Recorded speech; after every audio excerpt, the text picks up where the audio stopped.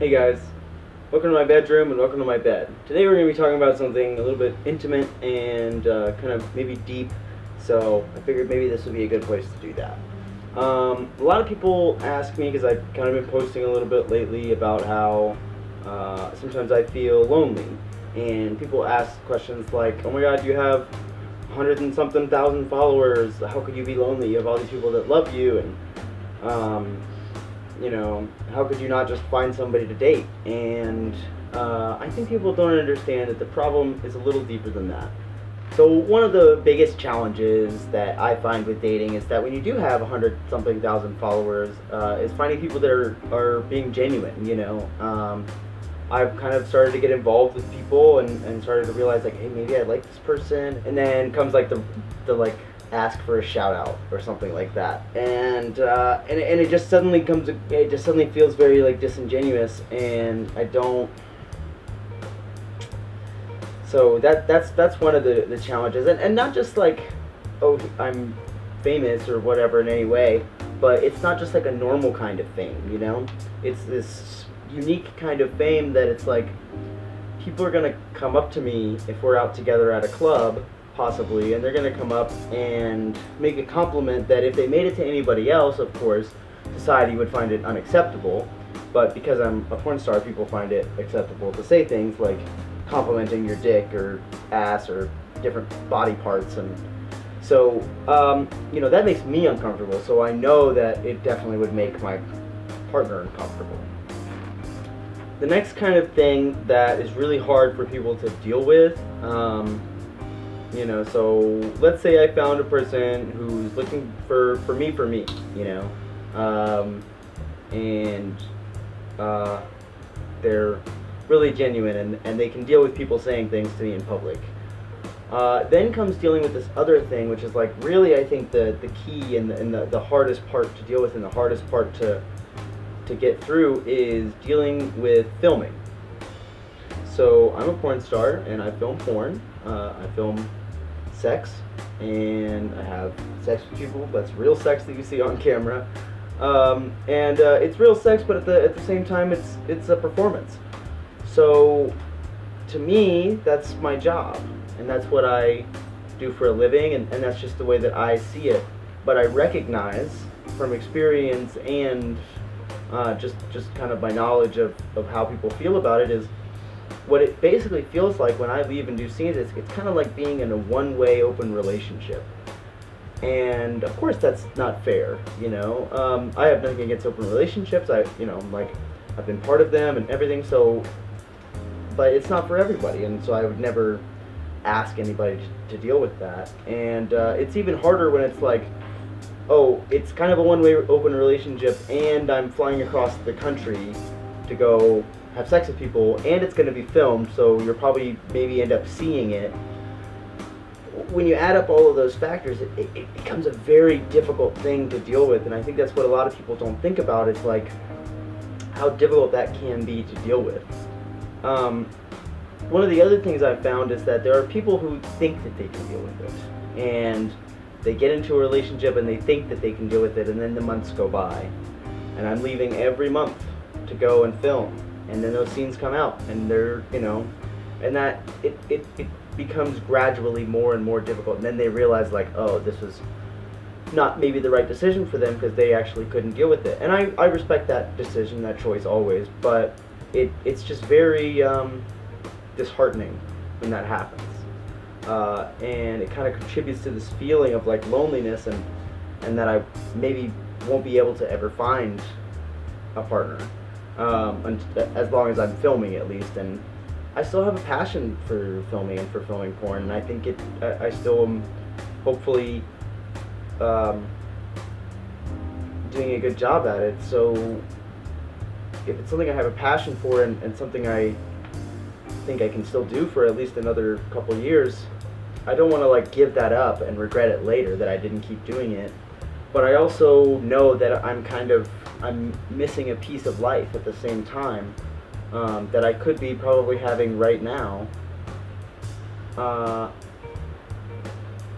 and that's kind of a strangely painful thing to deal with, to kind of like realize that I've kind of picked this job over my personal life, and kind of like makes me sad sometimes, I guess, but mostly it just contributes to that loneliness. And so in response to the question, like, how could you be lonely? Well, that's how, is realizing that the odds are stacked against me to find somebody who's going to be able to deal with my job, actually accept it, much less support me in my job and like encourage me. So, it's something that I've kind of had to push aside and put on the back burner and turn that burner off, actually. So that's kind of why that's the way that is. Taking all that into consideration and knowing that, I have all these followers and that helps a lot, knowing that all these people are supporting me and encouraging me and helping me kind of navigate it. Honestly, at the end of the day, they're all through here, and this is just plastic, metal, and glass. And if I turn this off or I put it down and I'm here at night, I'm just alone. And I think that's where I feel like the loneliness the most, is when I realize at the end of the day that I'm missing out on something as a result of this job. And I'm okay with it on some regards, because I've been very successful at this job, and plenty of people in other careers give up relationships for their careers, but it's just those other people could still have relationships because their job isn't the actual thing that's keeping them from that. Versus with me, it's not the job, like I'm not forbidden from dating, but it creates roadblocks that are very difficult to overcome and make finding a genuine, loving, trusting relationship very difficult. And it's very difficult to have all those things and have that relationship be successful over time. So it may seem like a simple problem from the outside, but I'm hoping when you guys really think about it that you guys will be able to realize it's not all sunshines and rainbows, but also that that's okay. There's my piece on that, hopefully answering a lot of you guys' questions about why I don't date anymore and why I find it very difficult and why sometimes I feel very lonely. I want to hear from you guys though, as usual, and so I want you guys to post down in the comments below whether you've had any experience like this, whether you've ever worked a job where you realized that you couldn't really be in a relationship and do that job to its full potential at the same time, or maybe the opposite. I don't know. I want to hear below. But don't forget, subscribe, comment, like, and share. See you guys next week. Thanks for watching.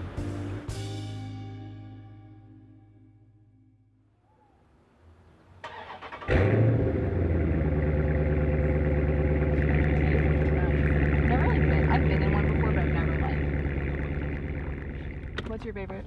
And you can see why people really love them. Really? Yeah. Yeah, because it's just the way they set up their cars. 4-cylinder of a 6-cylinder or something like that, instead of a V8. Oh, look at that. That's what I look for.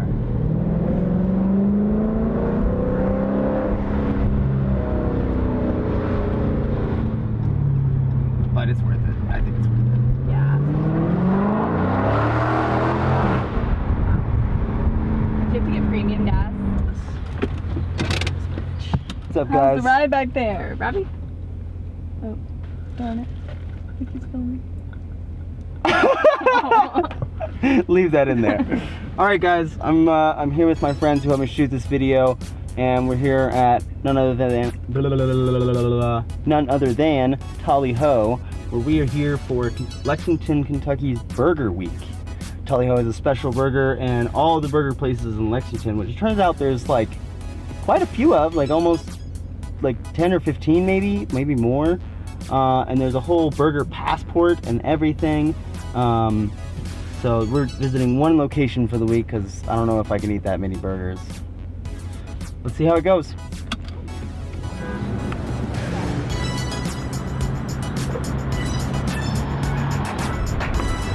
Robbie, how was the back seat of the Challenger? Because this man right here is 6'1", and a lot of people say they can't fit in the back of it. How was it at 6'1" in the back seat? It was pretty good. It was not a comfy car.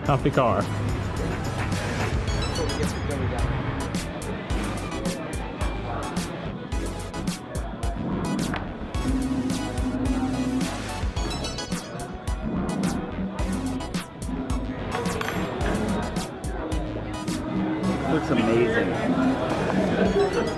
I cannot wait to eat this. So this is the hungover hoe. Can you hear me? So this is the hungover hoe. It's 2 quarter-pound patties seasoned with a cinnamon chipotle spice, topped with hoe sauce, lettuce, 2 slices of Swiss cheese, 4 pieces of Canadian bacon, hash browns, an over medium egg, and bourbon honey sauce. Thank you.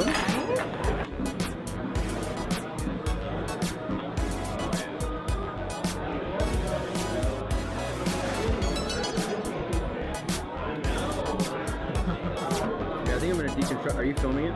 Probably like a little clean up the whole thing. Dude, that would be so cool if you could get me eating the whole thing.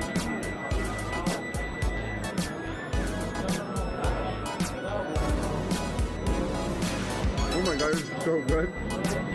That sauce. Really? Is it good? Try that here,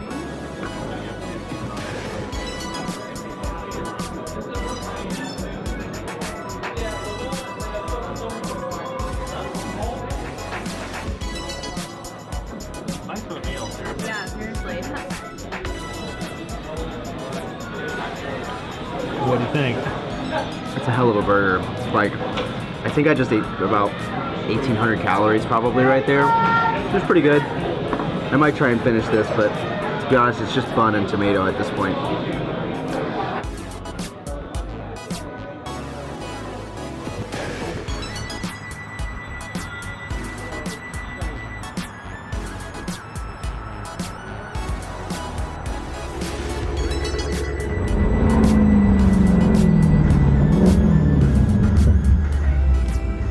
You guys like to slide?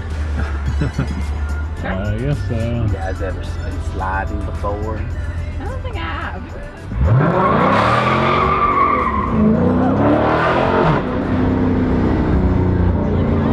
Isn't it?